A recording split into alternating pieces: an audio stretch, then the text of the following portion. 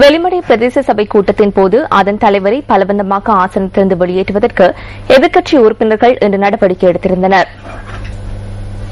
வெளிமடை பிரதேச சபையின் 2013ஆம் ஆண்டிற்கான வரவு செலவு திட்டத்தை நிறைவேற்றுவதற்கான கூட்டம் இன்று முற்பகல் 10 மணிக்கு ஆரம்பமாக இருந்த போதிலும் உறுப்பினர்கள் சமூகம் அளிக்காததால் இரு தலைவர்கள் நினைவூட்டல் சமிக்ஞையை எழுத்துவதற்கு தலைவர் நடவடிக்கை எடுத்தார். இதனைத் தொடர்ந்து இன்று முற்பகல் 10:30 அளவில் கூட்டம் ஆரம்பமானது. ஐக்கிய மக்கள் சுதந்திர கூட்டமைப்பின் 13 பிரதிநிதிகளும், ஐக்கிய தேசிய கட்சியின் 7 உறுப்பினர்களும், மக்கள் விடுதலை முன்னணியின் 1 உறுப்பினரும், முஸ்லிம் காங்கிரசின் 1 உறுப்பினரும், 1 சுயேட்சை குழு உறுப்பினரும் இந்த சபையில் அங்கம் வகிக்கின்றனர்.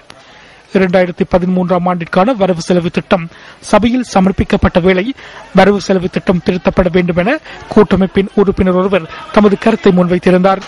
இந்த கருத்துக்கு மக்கள் விடுதலை முன்னணியின் உறுப்பினர் தடையை ஏற்படுத்தியதுடன் அதனைத் தொடர்ந்து அமைதியின்மை ஏற்பட்டதாக உபதலைவர் நியூஸ் ஃபர்ஸ்டுக்கு தெரிவித்தார். அமைதியின்மை வலுப்பட்டதை அடுத்து சபை தலைவரை ஆசனத்திலிருந்து பலாத்காரமாக அப்புறப்படுத்த எதிர்க்கட்சி உறுப்பினர்கள் நடவடிக்கை எடுத்தனர்.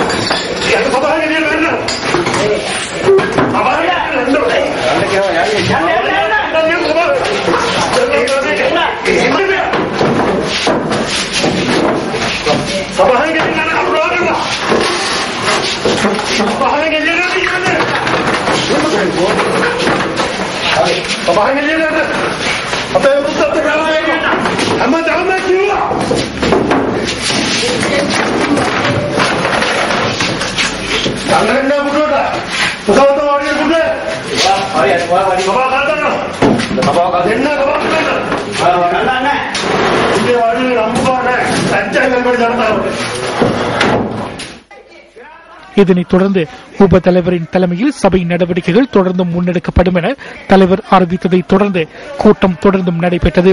இந்த சம்பவத்திற்கு எதிர்ப்பை தெரிவிக்கும் வகையில் மக்கள் விடுதலை முன்னணியின் பிரதிநிதி சபையிலிருந்து வெளிநடப்பு செய்தார். எவ்வாறாயினும் 2013ஆம் ஆண்டிற்கான வெளிமடை பிரதேச சபையின் வரவு செலவு திட்டம் ஒரு மேலதிக வாக்கினால் நிறைவேற்றப்பட்டது.